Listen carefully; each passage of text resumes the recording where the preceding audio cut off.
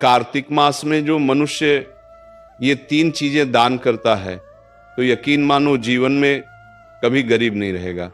साथियों, कार्तिक मास का समय वह दिव्य अवसर है जब भगवान स्वयं पृथ्वी पर उतरकर अपने भक्तों के घर आते हैं। ये मास केवल पूजा या व्रत का नहीं, बल्कि आत्मा को शुद्ध करने और अपने जीवन के पापों को मिटाने का अवसर है।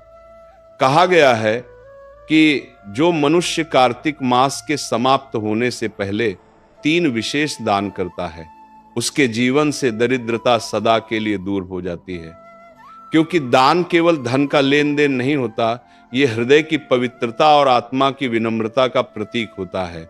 जिस दिन मनुष्य सच्चे भाव से दान करता है, उसी दिन उसका भाग्य बदल जाता है।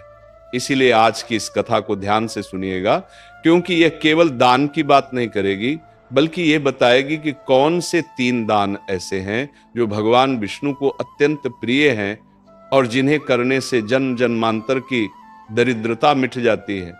दर्शक बंधु, यह कथा आपको उस रहस्य तक ले जाएगी जो हमारे ऋषि मुनियों ने अपने अनुभव से पाया था कि धन तब तक सुख नहीं देता जब तक वह दूसरों के काम ना आए। तो आइए आज हम उस दिव्य रहस्य को समझते हैं कि कार्तिक मास के जाने से पहले वे कौन से 3 दान हैं जो जीवन में कभी भी कमी नहीं आने देते। साथियों, कार्तिक मास का पहला और सबसे पवित्र दान है दीपदान। दीपदान का अर्थ केवल एक दीपक जलाना नहीं है, बल्कि अपने भीतर के अंधकार को मिटाना है। जब हम दीपक जलाते हैं तो वह केवल तेल और बाती का नहीं होता, उसमें हमारी श्रद्धा, हमारी भक्ति और हमारी कृतज्ञता जलती है। कहा गया है कि जब व्यक्ति तिल के तेल का दीपक जलाकर भगवान विष्णु, तुलसी माता और गंगा मैया के नाम से दान करता है तो वह स्वयं अपने जीवन का अंधकार मिटा देता है। प्रिय भक्तों, जब कार्तिक मास की संध्या बेला होती है और सूर्य पश्चिम दिशा में ढलने लगता है, तब वो समय सबसे शुभ होता है। उसी समय अपने घर के आंगन में तुलसी के पौधे के पास या किसी मंदिर में तिल के तेल का दीप जलाइए और उस दीप को जलाते समय मन में ये भावना रखिए, हे प्रभु, जैसे ये दीप अंधकार को मिटाता है, वैसे ही मेरे भीतर के अज्ञान, लोभ, क्रोध और मोह को भी मिटा दीजिए। जो मनुष्य इस भावना के साथ दीप दान करता है, उसके जीवन में कभी अंधकार नहीं रहता। तुलसी माता के समीप तिल का दीपक जलाने का अर्थ यह है कि आप धर्म और समर्पण का दीप जलाते हैं। जिस घर में प्रतिदिन तुलसी माता के नीचे दीप जलाया जाता है, वहां राक्षसी शक्तियां प्रवेश नहीं कर पाती, वहां दरिद्रता नहीं टिकती, वहां कलह नहीं होता। माता लक्ष्मी स्वयं उस घर में प्रवेश करती हैं और कहती हैं, जहां दीपक जलता है वहां मैं वास करती हूं। कार्तिक मास के प्रत्येक दिन और विशेषकर पूर्णिमा या अमावस्या की रात को यदि मनुष्य भगवान विष्णु के मंदिर में जाकर तिल के तेल का दीपक जलाए तो उस दीपक की लौ सीधी स्वर्ग लोक तक जाती है। भगवान स्वयं कहते हैं, जो मेरे नाम से दीप जलाता है, मैं उसके जीवन के अंधकार को मिटा देता हूं। प्राचीन कथा में वर्णन आता है कि एक निर्धन स्त्री थी जो पूरे साल कुछ न कुछ बचाकर कार्तिक मास में दीप दान करती थी।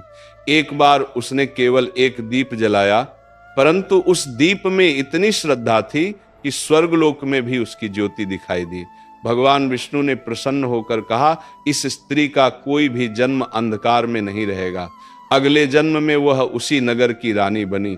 इसीलिए कार्तिक मास के अंतिम दिनों में जब ये पवित्र काल समाप्त होने को होता है, तब यदि कोई व्यक्ति तिल के तेल का दीप जलाकर दान कर देता है तो वह अपने जीवन की दरिद्रता को सदा के लिए समाप्त कर देता है।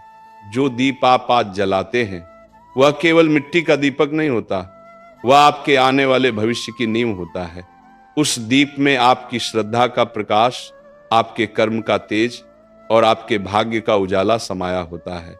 प्रिय भक्तों, ध्यान रखिए, दीपक केवल एक क्षण के लिए नहीं जलता, वह आपके आने वाले समय को प्रकाशित करता है। जो मनुष्य कार्तिक मास में तिल का दीप दान करता है उसके पाप नष्ट हो जाते हैं, पूर्वज तृप्त होते हैं और भगवान विष्णु स्वयं उस व्यक्ति के जीवन में सौभाग्य का दीप जला देते हैं। इसीलिए आज जब संध्या का समय हो तो श्रद्धा से दीपक जलाइए, उस दीपक की लौ से भगवान के चरणों को प्रणाम कीजिए और कहिए, हे प्रभु, इस दीप के प्रकाश से मेरा मन भी प्रकाशित हो जाए। यही दीपदान आपके जीवन का सबसे बड़ा पुण्य बन जाएगा। साथियों, दूसरा दान है वस्त्र दान। प्रिय दर्शकों, कार्तिक मास में किया गया प्रत्येक दान अद्भुत फल देता है, परंतु वस्त्र दान ऐसा पुण्य कर्म है जो मनुष्य के भीतर दया, करुणा और विनम्रता का प्रकाश जगाता है। ये केवल कपड़े देने का कार्य नहीं है, बल्कि किसी दूसरे के जीवन में गर्माहट और सम्मान देने का माध्यम है।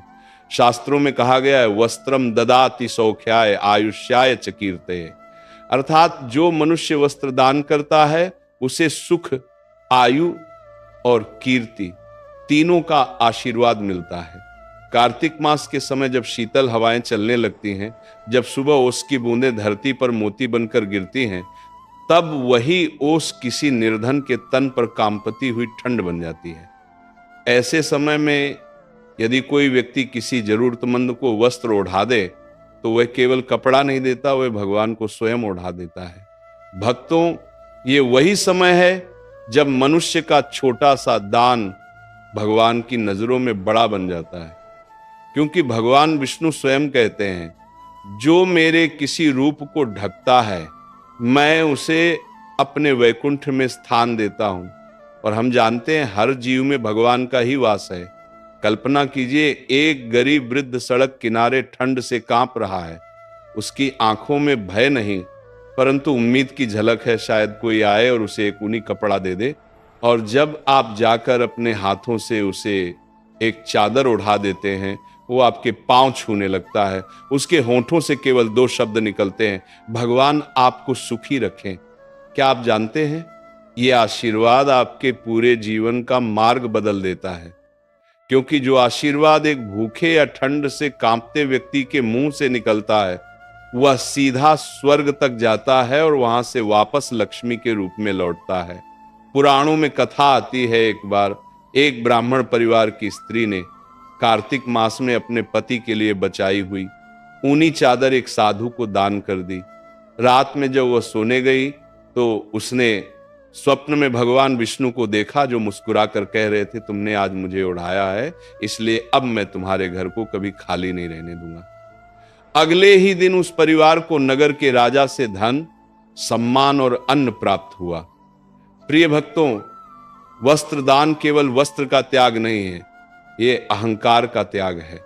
दान वही सच्चा होता है जो बिना दिखावे के किया जाए, जो हृदय की करुणा से निकलकर किसी दूसरे के चेहरे पर मुस्कान बनकर पहुंचे। इसलिए कार्तिक मास के इन अंतिम दिनों में अगर आपके पास एक भी नया कपड़ा, शॉल, धोती या साड़ी है तो उसे किसी गरीब, वृद्ध या भूले बिसरे व्यक्ति को दान कर दीजिए, क्योंकि जो तन ढकता है वह मन को ढकने वाले भगवान का प्रिय बन जाता है। माता लक्ष्मी स्वयं ऐसे व्यक्ति के द्वार पर जाकर कहती हैं, जहां करुणा है वहां मैं स्थायी रूप से रहती हूं। इसलिए भक्तों, कार्तिक मास के इस शुभ समय में वस्त्र दान अवश्य करें। यह दान आपके घर से दरिद्रता मिटाएगा, आपके वंश को समृद्ध करेगा और आपको वह शांति देगा जो किसी स्वर्ण या रत्न से भी बड़ी होती है। साथियों, तीसरा दान है अन्नदान। प्रिय दर्शकों, सभी दानों में सबसे श्रेष्ठ और पवित्र दान है अन्नदान। धर्म ग्रंथों में स्पष्ट कहा गया है, अन्नदानम परम दानम विद्यादानम ततः परम, अर्थात संसार के सभी दानों में अन्नदान सर्वोत्तम है, क्योंकि अन्न ही जीवन का आधार है। जो व्यक्ति भूखे को भोजन कराता है वह किसी मनुष्य का नहीं, स्वयं भगवान का तृप्ति कर्म करता है। कार्तिक मास में जब सृष्टि की ऊर्जा सबसे शांत और दिव्य होती है, तब दिया गया अन्नदाय असंख्य जन्मों के पापों का नाश कर देता है। इसलिए कहा गया है कार्तिके अन्नम दत्वा कोटि यज्ञ फलम लभेत। जो मनुष्य कार्तिक मास में अन्नदान करता है उसे हजारों यज्ञों के समान पुण्य प्राप्त होता है। प्रिय भक्तों, अन्नदान केवल किसी को भोजन कराने का कार्य नहीं है, ये एक भाव है, एक त्याग है और एक करुणा का रूप है। जब किसी भूखे के पेट में अन्न पहुंचता है तो उसके चेहरे पर जो संतोष झलकता है वही भगवान का आशीर्वाद होता है। और जो ये आशीर्वाद प्राप्त कर लेता है उसके घर से कभी अन्न की कमी नहीं होती। पुराणों में एक कथा आती है, एक बार एक साधारण किसान था जिसका नाम मधुकर था। उसका घर बहुत गरीब था परंतु हृदय बहुत उदार। कार्तिक मास की पूर्णिमा के दिन उसके पास केवल एक मुट्ठी चावल बचे थे। उसी समय उसके द्वार पर एक भूखा साधु आया और भोजन मांगा। मधुकर की पत्नी ने कहा, ये तो हमारे बच्चों का आखिरी अन्न है। लेकिन मधुकर बोला, अगर आज किसी भूखे को अन्न नहीं दिया तो ये अन्न भी व्यर्थ है। उसने वह चावल साधु को दे दिए। रात में जब दोनों सोए तो स्वप्न में भगवान विष्णु प्रकट हुए और बोले, मधुकर, आज तुमने जो अन्न दिया वह मुझ तक पहुंचा है। अब तुम्हारे घर में कभी अन्न की कमी नहीं होगी। अगले दिन उसी खेत में स्वर्ण के सिक्के उगे। तब से कहा गया अन्नम ब्रह्म स्वरूपम, अर्थात अन्न में स्वयं भगवान का वास होता है। प्रिय भक्तों, यदि कोई व्यक्ति कार्तिक मास में किसी ब्राह्मण, साधु, गायशाला या किसी गरीब परिवार को भोजन दान करता है तो उसके पूर्वज तृप्त होते हैं, उसका घर अन्न से परिपूर्ण रहता है और भगवान विष्णु स्वयं उस ग्रह को आशीर्वाद देते हैं। यह दान इतना पवित्र है कि इसे जीवदान कहा गया है, क्योंकि इससे किसी की प्राण रक्षा होती है। अन्न दान करते समय एक बात सदा ध्यान रखें, दान कभी अपमान के साथ न हो। दान हमेशा प्रेम, नम्रता और श्रद्धा से हो। जब आप किसी भूखे को भोजन देते हैं तो ये मत सोचिए कि आपने उसकी मदद की, बल्कि ये मानिए कि भगवान ने आपको उसका साधन बनाया।